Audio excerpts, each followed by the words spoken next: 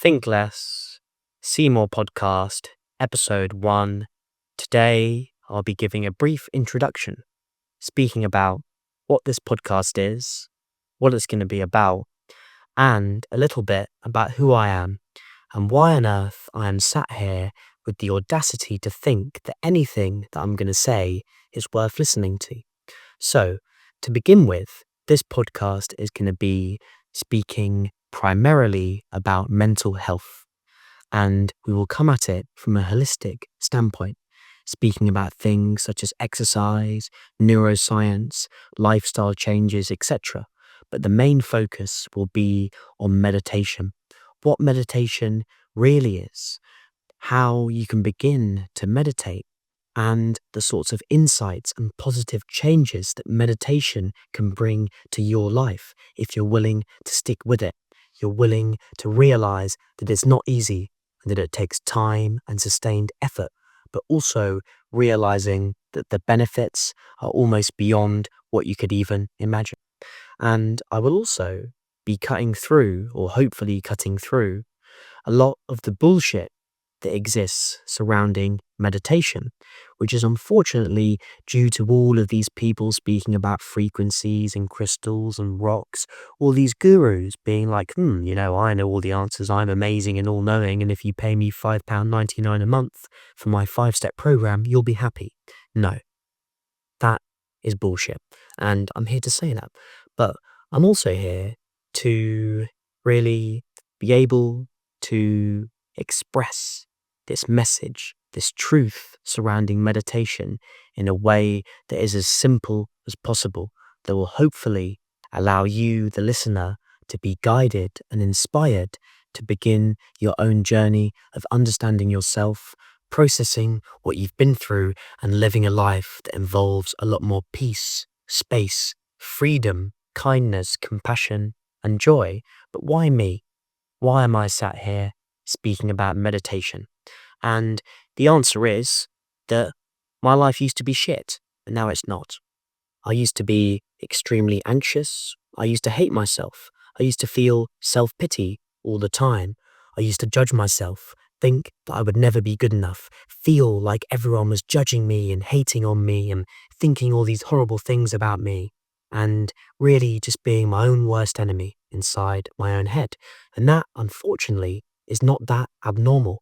Many of you will resonate with this, and probably all of you will have the potential to improve your mental health in some way. And that is why it is so important to speak about meditation, because meditation changed my life completely. Just by sitting there and staring at my wall and breathing, I changed everything. And obviously, it was a bit more complicated than that, but that was how it began. I sat, stared at my wall, and attempted to focus on my breath. But I couldn't do it. I was shit at it. It was extremely difficult. My mind was a mess. But with time and practice and a lot of frustration, I eventually got to the point where I could focus on my breath for a little bit longer, for maybe 30 seconds instead of 1. And for a while, I continued with that until eventually I realized that while this kind of respite that I could get from just focusing on my breath was all right, it wasn't the full shebang, so to speak. It wasn't really changing much for me. And I feel like many of you will have probably dipped your toes in meditation, tried to do it, tried to make your mind silent, and not really got anywhere with it. And one time, I felt the same. And I sat there and I was like, you know what? I've got no fucking clue what I'm doing. And for the first time, I actually meditated because I sat there and I just didn't know. And that gave me the freedom for the first time in my life to look.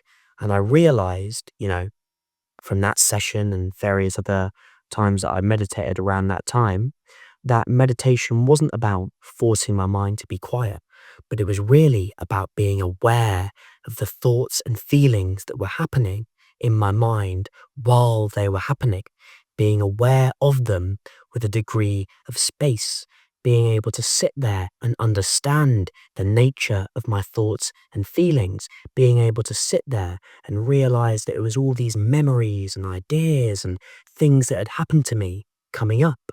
it gave me the ability to process what I'd been through by sitting alone with my thoughts. And that is one of the most terrifying propositions for most people, to sit alone, to let those thoughts come up. And really, there's all this talk about meditation. But when you sit there alone with your own thoughts and it's not very nice because all these horrible things come up, that's really what meditation is, or at the beginning anyway. And for me, by cultivating that ability to listen to myself, meditation is like, or a good way to explain it, is by saying that when a loved one or a friend has gone through something, how do we help them? The way we can help them is by sitting down and listening to them, not telling them what to do and all the rest of that, but sitting down and giving them the space to speak about how they feel, to process it. And we just listen.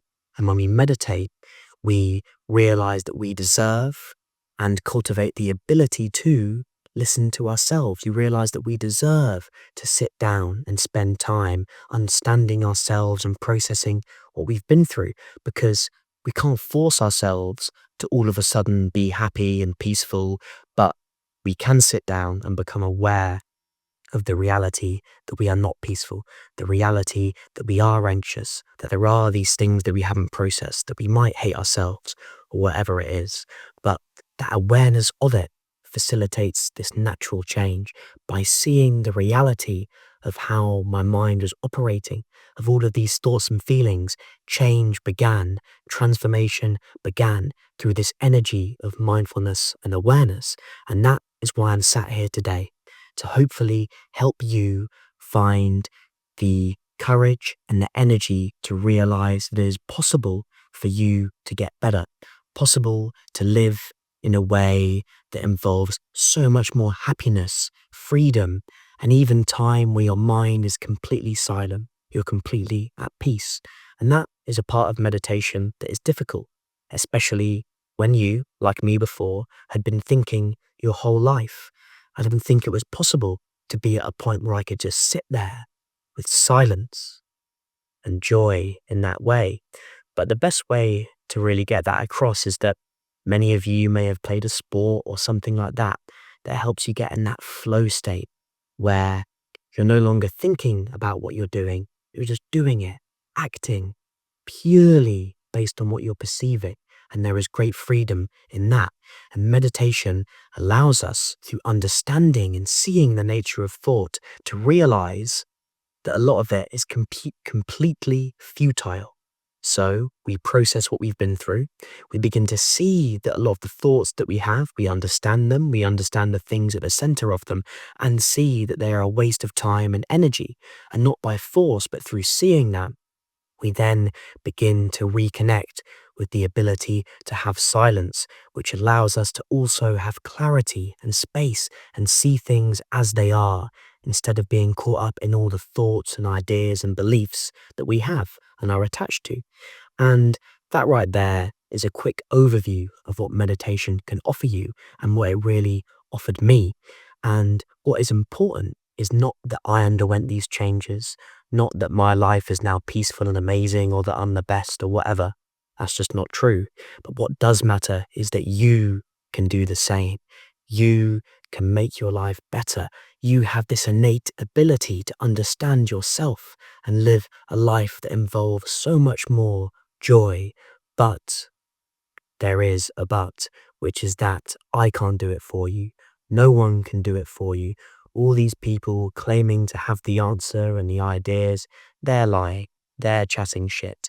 What I'm saying is that while I may be able to guide you and inspire you, you have to do it yourself. I obviously cannot understand you for you. You have to do it, and you have to take responsibility for your life and your mental health and realize how important it is, because many of us will succeed in terms of businesses and having all the money and access to whatever pleasure we want. But deep down, if we don't process what we've been through and connect with this ability to be peaceful and joyous and have compassion and understanding in the present, our lives will continue to be empty and filled with anxiety and depression, unless we can uproot those problems from the cause, running away into pleasure and success and all the rest of it. While we do need to make money to live, we also need to process what we've been through. Otherwise, your success is a waste of time. And that is also what I'm going to really speak about. Like I said, using real world examples. There's been all this amazing stuff about meditation from a Buddhist perspective and this and that. And the reason why the Buddha was able to basically have a religion or philosophy or whatever you want to call it created about him was that he spoke in a way that wasn't just insightful, but also relevant to his time. And that is what I'm hopefully aiming to do, to speak about meditation simply and these simple truths that arise from it in a way that is in the language of today, in relationship and in relation to everyday life and the way we live. And that is why at the beginning, I'll start with just me laying down the serious bits about what meditation is and the parts about processing what you've been through, etc., etc. But then with time, we'll also hopefully bring people on the podcast to speak about them and their lives and how meditation may relate to them or what they've been through and all the rest of it. Because the more different ways I speak about it, different people I speak to, the more valuable perspectives and words will be able to reach you to hopefully, like I said, continue to help you realize that there is something that you can do. That's the first part, helping you help yourself. There will also be bits where, like I said, I speak about other things that I'm interested in, how exercise can help, the neuroscience that's involved as I studied neuroscience at university. And also, I would like to speak about other things that I'm interested in that are just fun, like any sports or football or UFC, just things that also articulate how meditation is on the one hand, processing the dark and difficult things, but also taking some things not so seriously, having fun, and just being able to let go and enjoy many things that are there because you've removed a lot of the barriers and unprocessed things that were in the way. And then the final part of this, or the third part, or whatever, it doesn't matter, is how this or these changes that occur when we meditate are really targeting the root cause of the problems that we see in the world today, because the world we live in is fucked. You only have to look outside your window or on your phone to see the atrocities, the pain, the suffering, the disparities in wealth that are happening.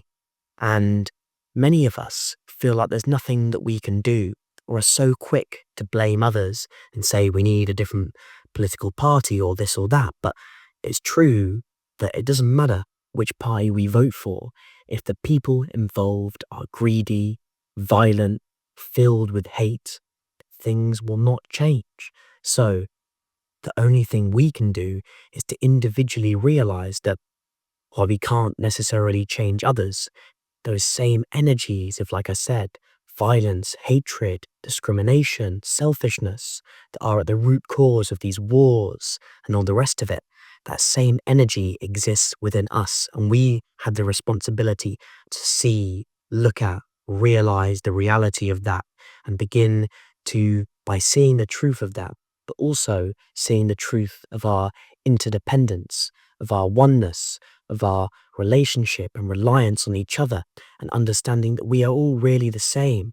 That same happiness and joy and despair that we feel is the same as everyone, and that we all deserve to have peace and to at least be moving in a positive direction, and that we all rely on each other.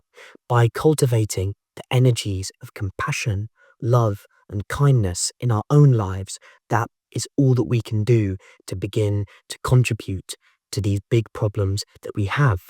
We have to attenuate the root cause of the problem, which is you, us, the way we live. But most of you would rather blame others and be lazy and feel like there's nothing that you can do. While there are things that are useful, such as donating to charities and certain movements, we need to attenuate the root cause. We need to begin to educate people in the ways of compassion, understanding, and joy, and hopefully work towards having these things being spoken about in the education system to help us come together to build a deeper sense of community, to tear down the barriers created by beliefs and borders and all the rest of it. We would still need our countries and borders and, things are the way they are. But I'm talking psychologically. The more barriers and psychological borders that we can break down between people, the more understanding there can be, the more connection that there can be, and the more love and compassion that we can have. And therefore, we can begin to move away from this society of infinite growth, consumerism, insatiable desire. For the root cause of this insatiable desire is our own inward poverty, our lack of peace, our lack of contentment. Because if we were able to be happy, then we would care for others, you see? And that is what we must all begin to wake up and do. I want to speak and help start a movement, not be a leader or any of that, but really create a platform where the truth can be spoken, where people can begin to listen to this and become part of a movement of positive change, of love, of solving our own individual problems to then give us the energy to help others and solve the problems of the world. We must act now. If we don't begin to improve our minds and evolve psychologically, we will continue towards our own demise. We must realize our interdependence with the world and with each other. Because we always think and see things separately and live selfishly, we don't realize that we are mutually exploiting each other, that we must help each other in order to help ourselves. And unless we can see past the divisive nature of our constant thinking, of our beliefs and ideas, unless we can have silence, see the bigger picture, perceive the truth which is in the ever-changing totality of the present moment, unless we can have that clarity, there will not be change. I invite you to begin a journey of hope, of kindness and of love, and a journey where you will hopefully learn to think less and see more. Thank you very much for listening. I look forward to seeing you again in episode 2.